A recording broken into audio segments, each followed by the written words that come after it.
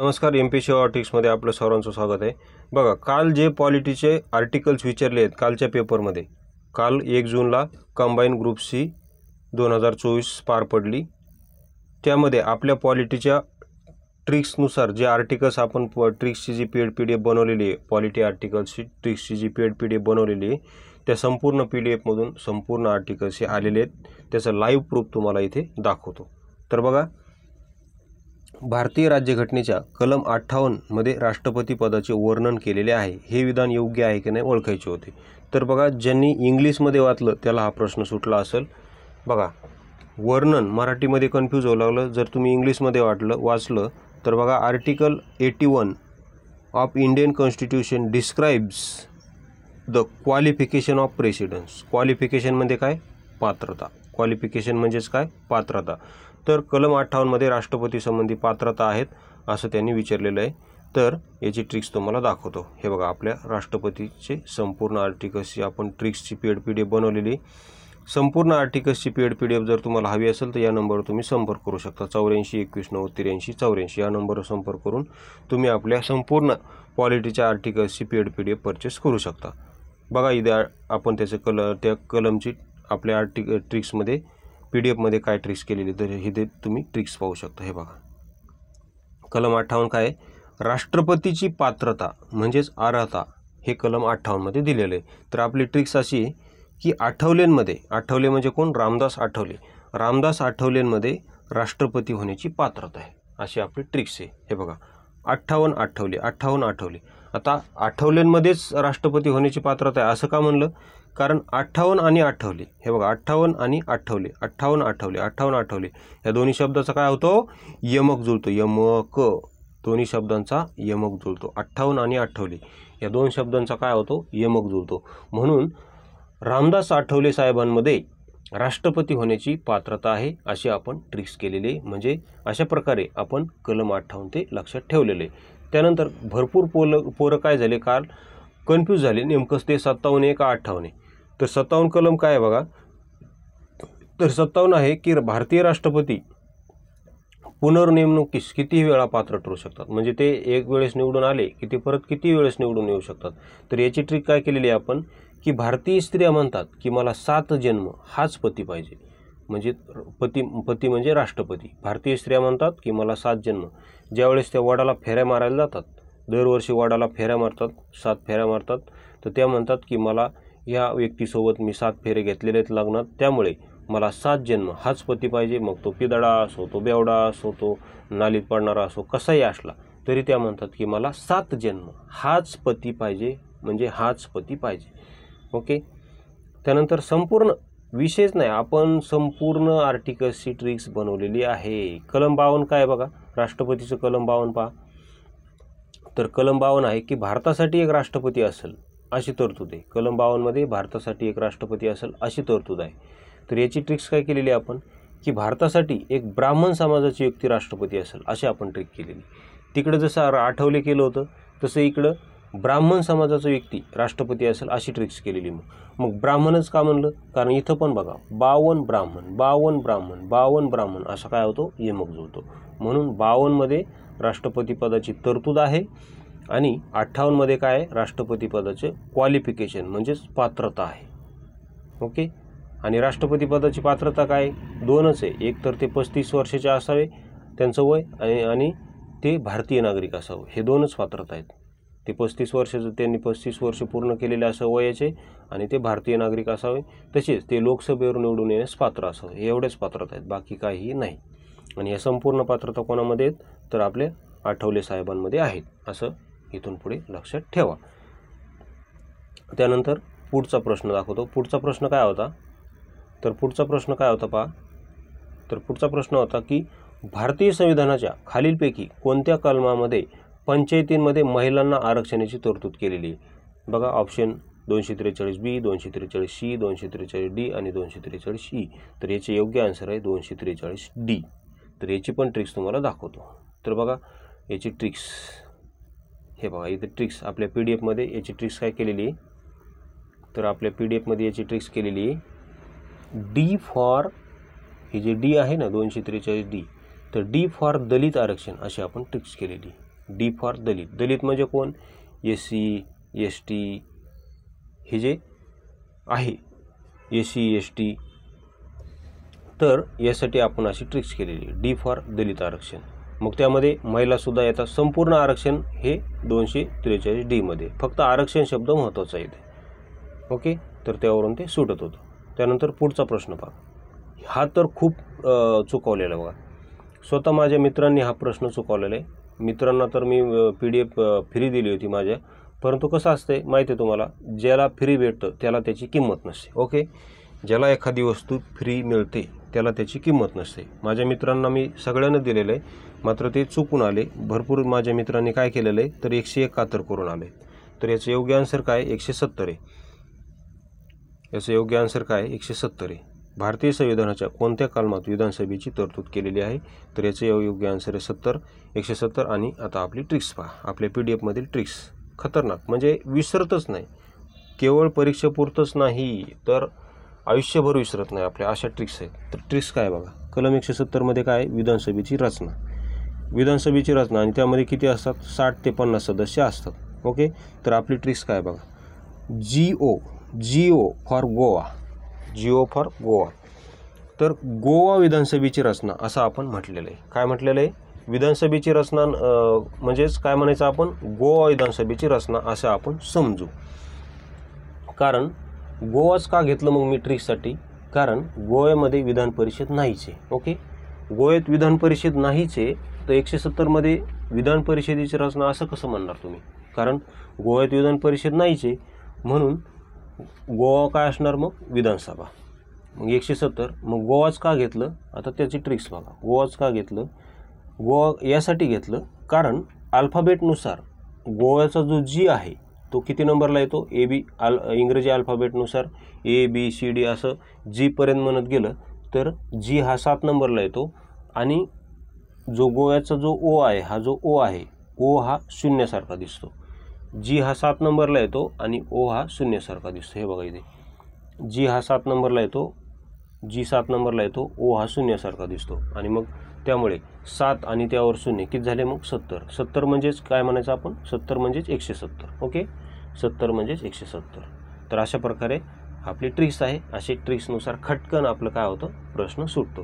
त्यामुळेच या ट्रिक्समुळेच मला प्रचंड फायदा झाला आहे की कालच्या पेपरला मला 15 पैकी 15 पॉलिटीचे बरोबर आलेले आहेत. ओके, त्यानंतर पुढचं दाखवतो. पुढचं बघा. हे बघा आता इथे हां हे पहा.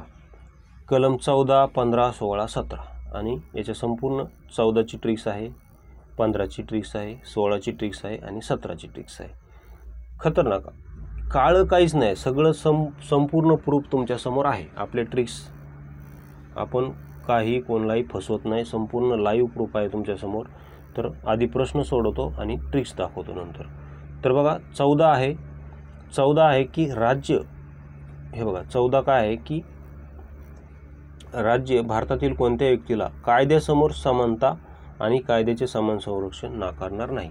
कलम 14चं हे आहे. ओके, त्यानंतर 15 आहे की राज्य धर्म, वंश, जात, जन्मस्थान यापैकी कोणत्याही कारणावरून नागरिकांमध्ये भेदभाव करणार नाही. हे आहे 15. आणि 16 आहे सरकारी नोकरीमध्ये सर्वांना समान संधी. मग 16चं उत्तर हे आहे. आणि शेवटी राहिलं मग 17चं उत्तर हे आहे. तर आता याच्या संपूर्ण ट्रिक्स दाखवतो मी तुम्हाला. आपल्या ट्रिक्स कशा आहेत बघा. हां, कायद्यासमोर समानता. 14 काय आहे? कायद्यासमोर समानता. तर याची ट्रिक्स काय आहे आपल्या PDF मध्ये? ED. तर इथं A फॉर आम आदमी असो किंवा D फॉर एखादा डॉन असो. A फॉर आम आदमी असो किंवा D फॉर डॉन असो, दोघेही कसे असतील? कायद्यासमोर समान असतील. दोघांनाही कायदा कसा असेल? समान असेल. मग आता मी A फॉर आम आदमी आणि D फॉर डॉन असं का म्हणलं? त्याचं कारण असं आहे की इंग्रजी अल्फाबेटनुसार A हा 1 नंबरला येतो आणि डॉनचा D हा 4 नंबरला येतो. त्यामुळे 1 आणि त्यावर 4 किती झाले? 14. म्हणून कलम 14 अशा प्रकारे आपण ते लक्षात ठेवलेले आहे. त्यानंतर कलम 15 बघा. कलम 15 काय आहे? तर कलम 15 आहे ध्वजालिंज. ध्वजालिंज म्हणजे धर्म, ध म्हणजे धर्म, व म्हणजे वंश, जा म्हणजे जात आणि ली म्हणजे लिंग आणि ज म्हणजे जन्मस्थान. या 5 कारणावरून भेदभाव केला जाणार नाही. तर बघा आपली ट्रिक्स काय आहे, वरील 5 कारणावरून पंढरपूर मंदिरात दर्शनासाठी भेदभाव केला जाणार नाही. म्हणजे तुझा धर्म मुस्लिम आहे म्हणून पंढरपूर मंदिरात दर्शनासाठी भेदभाव केला जाणार नाही. किंवा लिंग म्हणजे तुझं लिंग, तू पुरुष आहेस, तू महिला आहेस किंवा तू एखादी तृतीयपंथी आहेस म्हणून मंदिरात भेदभाव, किंवा तुझं जन्मस्थान भारतात नाही, भारताच्या बाहेरचं आहे म्हणून तुला भेदभाव केला जाणार नाही, असं कलम 15 मध्ये सांगितलेलं आहे. तर पंढरपूर मंदिरात दर्शनासाठी भेदभाव केला जाणार नाही या 5 कारणावरून. तर मी पंढरपूर मंदिरात का म्हणलं, त्याचं कारण असं आहे की पंढरपूरची सुरुवात प ने होते, पंढरपूर, आणि पंधराची सुरुवात पण प ने होते, पंधरा प ने होते, दोन्ही शब्दात सुरुवात प ने होते. पंढरपूर आणि पंधरा, पंढरपूर 15, पंढरपूर 15 दोन्ही शब्दात काय होतं मग यमक जुळतो. म्हणून येथे कलम 15 धर्मवंशात जन्मस्थान या 5 कारणावरून भेदभाव केला जाणार नाही अशी आपली ट्रिक्स आहे. त्यानंतर 16ची तर एकदम खतरनाक ट्रिक्स आहे. 16ची एकदम खतरनाक गर्दा उडवला आहे आपण इथं. तर गर्दा उडा देणे का बाबा, गर्दा MP शिवाबाने इथे गर्दा उडवलेला आहे. बघा 16 काय आहे, सरकारी नोकऱ्यांमध्ये समान संधी. 16 काय आहे, सरकारी नोकऱ्यांमध्ये समान संधी. तर याची ट्रिक्स काय केलेली आहे आपल्या PDF मध्ये, तर याची ट्रिक्स आहे की पोलीस भरतीमध्ये सर्वांना समान संधी अशी आपण ट्रिक्स केलेली. कारण पोलीस भरती काय आहे, सरकारी नोकरी. पोलीस भरती प्रायव्हेट आहे का, नाही, पोलीस भरती ही सरकारी नोकरीच आहे.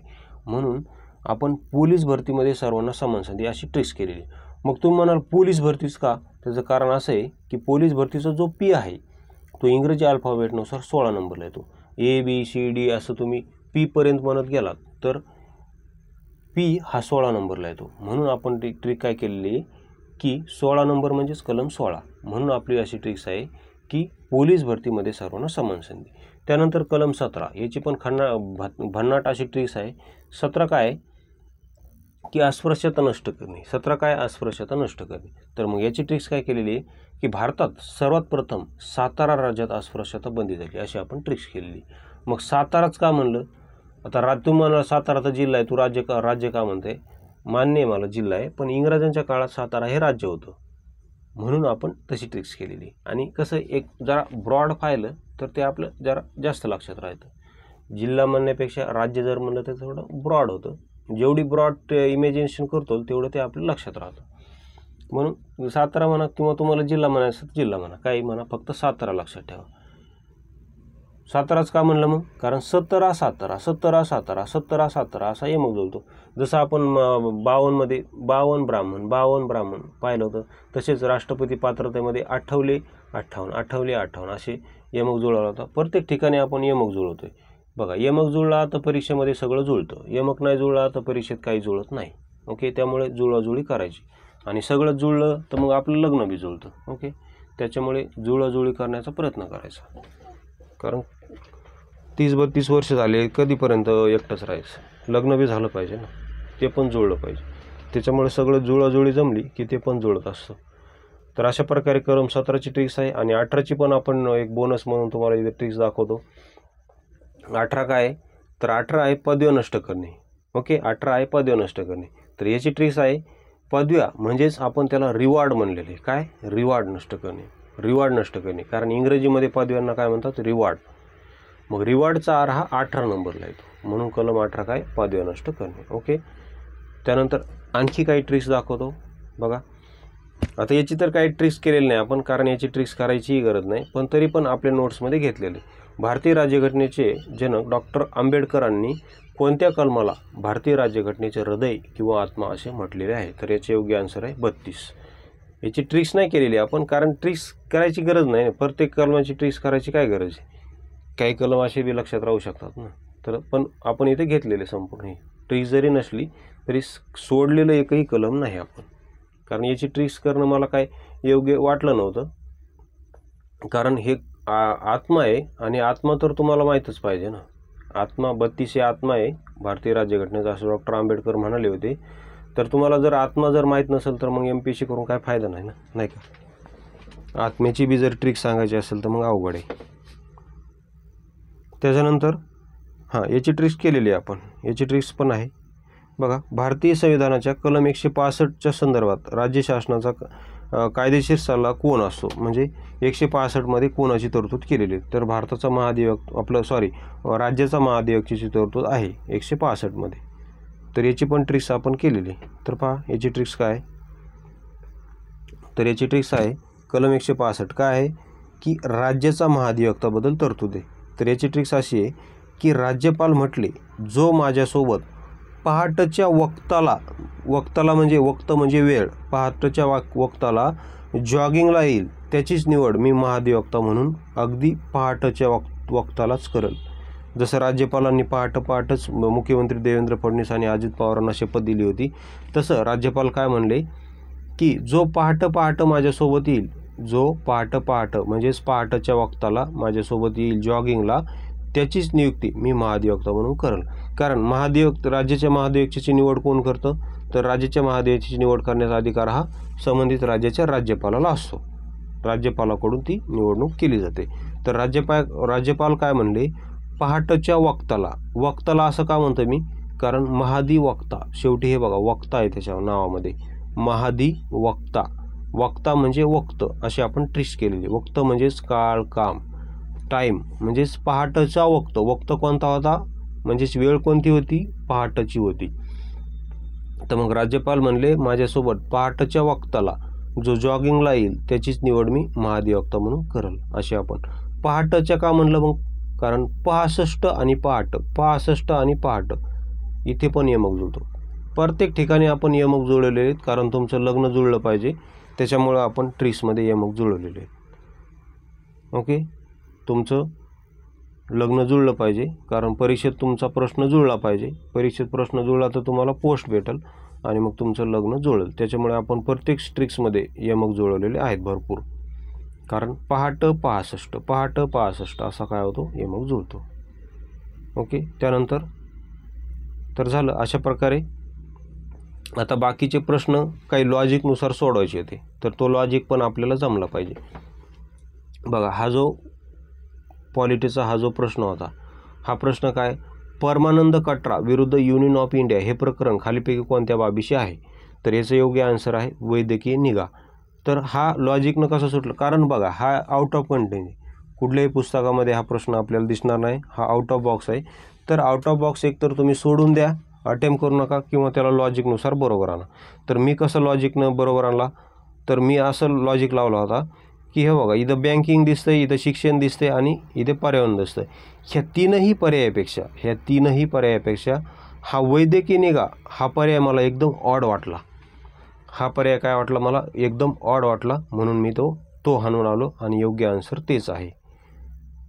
आता समजा मी तिथं विचार केला, जर समजा असा विचार केला होता, जर समजा उत्तर जर बँकिंग आहे, समजा उत्तर बँकिंग आहे, समजा बँकिंग जर उत्तर असतं या प्रश्नाचं, तर ऑप्शनमध्ये वैद्यकीय निगा असा ऑप्शन एक तयार करून तिथं ऑप्शन टाकावा, असं आयोगातील सदस्यांना किंवा जो पेपर सेट करतो त्या व्यक्तीला असं सुचलंच कसं की त्यानं वैद्यकीय निगा तिथं असा ऑप्शन टाकावा, असं त्याच्या डोक्यात आलंच कसं, असं मी त्याच्या डोक्याशी डोकं लावलं आणि त्यामुळे म्हणलं, कारण ते उत्तरच ते आहे म्हणून त्याला ते तसं टाकायला सुचलं. जर ते उत्तर नसतं तर त्यानं इथं बँकिंगऐवजी इथं शेती किंवा आरोग्य असं काहीतरी दिले असं ऑप्शन. ओके, तर तसं मी तिथं डोकं लावलं आयोगाच्या डोक्यासोबत आणि तो प्रश्न बरोबर आणला. त्यानंतर हे 32 तर आताच पाहिलं आपण. आणि त्यानंतर हे पहा, खालीलपैकी कोण कॅबिनेट मिशनचे सदस्य नव्हते, तर बघा लॉरेन्स होते, अलेक्झांडर होते आणि क्रिप्स होते. कोण नव्हते, सर विल्यम वूड. याची पण आपण आपल्या PDF मध्ये ट्रिक्स बनवलेली आहे. याची ट्रिक्स काय केलेली आहे आपण, तर याची ट्रिक्स अशी आपण केली होती की हा जो क्रिस आहे, कोण, हा जो अलेक्झांडर आहे, अलेक्झांडर आणि क्रिस हे जे दोघं आहेत, या दोघांची रेस लागली होती, अशी आपण ट्रिक्स केलेली. कॅबिनेट मिशनमध्ये येण्यासाठी हे जो अलेक्झांडर आणि क्रिस ह्या दोघांची रेस लागली होती, अशी आपण ट्रिक्स केलेली आपल्या PDF मध्ये. रेस म्हणजे लॉरेन्स, हे बघा रेस म्हणजे लॉरेन्स. रेस कोण्या दोघांची लागली होती, रेस, हे बघा रेस म्हणजे लॉरेन्स. रेस कोण्या दोघांत लागली होती, एक म्हणजे अलेक्झांडर आणि दुसरा म्हणजे क्रिप्स, ह्या दोघांची रेस लागली होती. असे आपण ट्रेस केलेले, त्यामुळे ते सर विल्यम वूडचा काही संबंध येत नाही. त्यानंतर पुढचा प्रश्न पहा की भारतीय राज्यघटनेच्या संघराज्य वैशिष्ट्यामध्ये खालील कशाचा समावेश होत नाही असं विचारलेलं आहे. तर संघराज्य वैशिष्ट्यामध्ये अखिल भारतीय सेवा आणि एकेरी न्यायव्यवस्था या दोन्हीचा समावेश होत नाही. तर हे एकात्मिक बाजू आहेत. ओके, तर ए बी याचं योग्य आन्सर आहे. संपूर्ण आपल्या पॉलिटी PDF आहे. त्यानंतर पहा कोणत्या घटनादुरुस्ती कायद्याने एकाच व्यक्तीची 2 किंवा अधिक राज्यासाठी नियुक्ती करता येते. तर ही 7वी घटनादुरुस्ती. संपूर्ण हे प्रिव्हियस इयर क्वेश्चन आहेत. प्रिव्हियस इयर क्वेश्चनवर तुमची पण कमेंट पाहिजे, हे तर आताच पाहिलं आपण.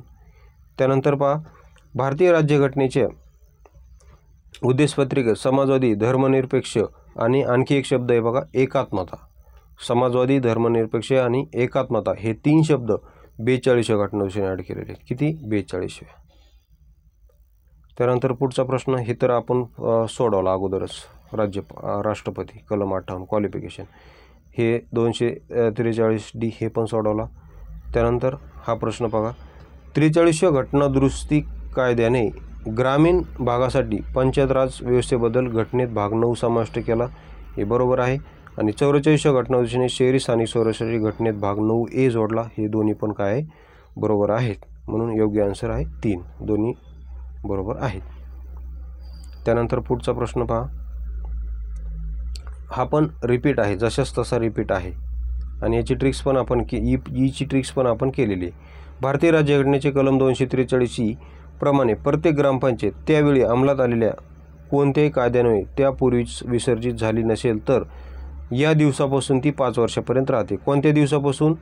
तर तिच्या निवडणुकीनंतरच्या पहिल्या बैठकीत नियत केलेल्या दिनांकापासून. बघा पंचायत निवडणुकीची जी पहिली बैठक होती का, त्या बैठकीपासून पहिली बैठक ज्या दिवशी झाली त्या दिवसापासून पुढे ती 5 वर्षे तिचा कार्यकाळ असतो.